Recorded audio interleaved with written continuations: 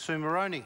Thank you, Mr Speaker. Can I, at the outset, congratulate you on your new appointment and the entire team for the Office of the Speaker. I think that we will have a very well-run Parliament with the people who have been selected or elected to those positions. So I congratulate each one of you. I also want to congratulate John Key and his national government on their election as the returning government. It is a third term, and yes, well, we are generous on this side of the House because that's a bit what we're like. Yeah, I've got it out of my system now, so there we go. I also want to congratulate all new and returning members to this House, because it is a great honour to be one of the 121 people who get the opportunity to be in this chamber and debate all the issues, all the very many serious issues that we have in front of us. And can I also place on record, Mr Speaker, my condolences also to the Whitlam family and to the nation of Australia for the loss of Gough Whitlam, although, you know, actually a pretty good innings. Not only did he make those most remarkable, amazing changes to the society in Australia, but he lived to the grand age of 98, and that's something that, on both of those counts, if any of us were lucky enough to do either of those things, I think we'd be very pleased with our contribution.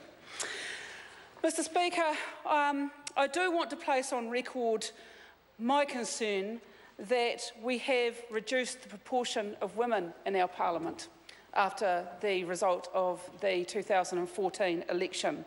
The 51st Parliament has 31% women in it, and that's come down from the height of female representation in our Parliament in the 49th, not that many ago, that's just the 49th Parliament, when we had 34% women in this Parliament. And the slide going backwards, I think, is something that should concern every single member, but it should particularly concern the Minister for Women, who was on her feet not that long ago, talking about how important it is to have women in leadership positions, but actually not wanting to mention what has happened in our very own Parliament. And I think it is important, Mr Speaker, because if we are truly to be a House of Representatives, then it is incumbent on all of the parties in this Parliament to take that seriously. And I do find it distressing that the incoming government, the new government, had an opportunity. I thought the National Party was actually creating for itself an opportunity when they had so many retiring from their caucus. I think it was about 10 or 12 people who they had retiring from their caucus at the end of last term. I felt certain they would use that as an opportunity to bring more women into Parliament. But sadly, they failed. They have now a lesser proportion of women in their caucus than they had before. And now they only have 2 women in their top 10 positions. That's gone backwards as well, because they did have, as I recall, during the 50th Parliament, 3 women within their top 10, but now only 2. So I think that tells us a bit about where the National Party's heading. Mr Speaker, before the ink was dry on the ballot papers, we learnt that the National Party had an agenda and some things to say straight after the election that we didn't learn before the election, before the ink was dry on the ballot papers. So within the first couple of days of the election being held, we learnt that the Prime Minister wants to go to war, wants to take this country to war.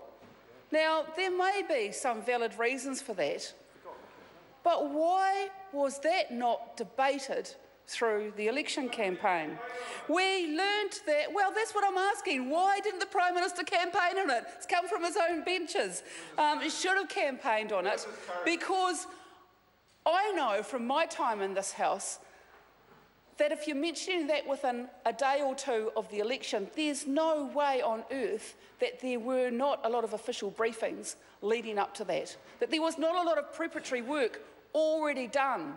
So the advice and the briefings would have taken place, but did the Prime Minister mention it on the election campaign trail? They're shaking their heads because they know not once. We also learnt within days of the election that the government has a plan to sell off state houses, another asset sale stripping of this country.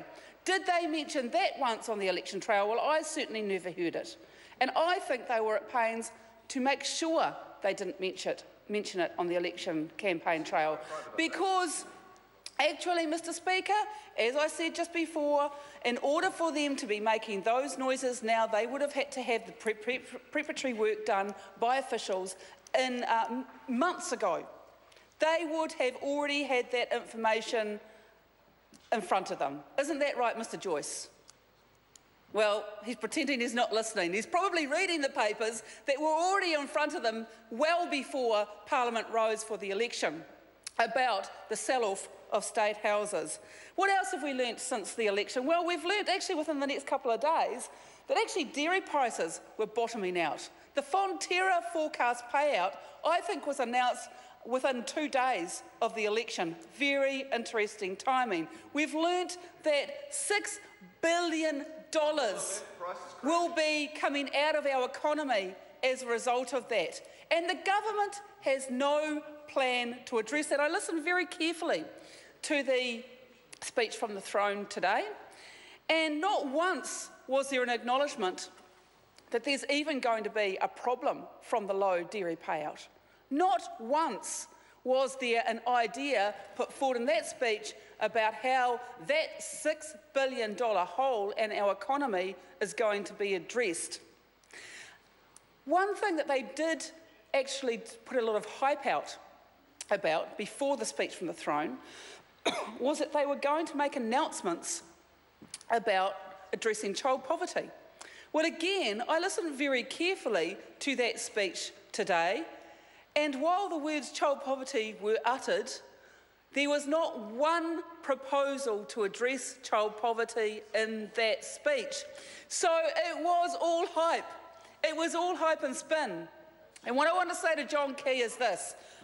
Mr. Key, children cannot fill their hungry tummies on your spin. They cannot fill their hungry tummies on your spin. And if you're going to be serious about addressing child poverty, then I back up the call from Annette King. The call earlier today that if the government is serious about addressing child poverty, they will put targets in place. They will make it one of their public service targets. They will have a plan and they will have targets and measurements along the way to see how they are doing in addressing child poverty. Today, I read this document, Our Children, Our Choice, Priorities for Policy.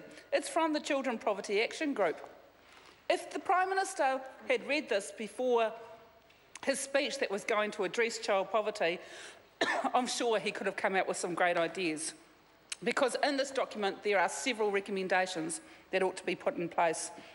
Mr. Speaker, I just want to return briefly to the issue about the wholesale sell-off of state housing, because we've seen it before.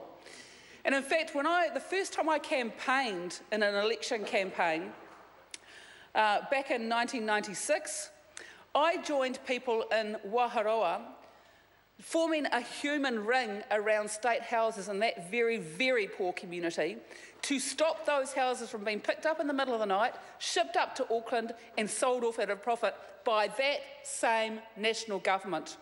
We've seen this all over before. We've seen the same old thing happening. They are reverting to type. Mr. Speaker, we've seen it before. We've seen a situation where assets like rest homes have been sold to well-meaning organisations like Presbyterian Support, like the Salvation Army, only to find that within a matter of a few short years that they have been sold on to private corporate interests because those well-meaning organisations have found that they haven't got the resources to actually do it properly. I predict that that's exactly what's going to happen with housing as well, because if those non-government organisations want to be involved in providing social housing, they should be, but they should be adding to the social housing stock, not just simply replacing the government's responsibility for it. Mr Speaker, there are going to be many, many issues that I look forward to holding that government to account on for the next 3 years. The Honourable Member David Clendon. This will be a split call. Thank you, Mr Speaker. May I just first begin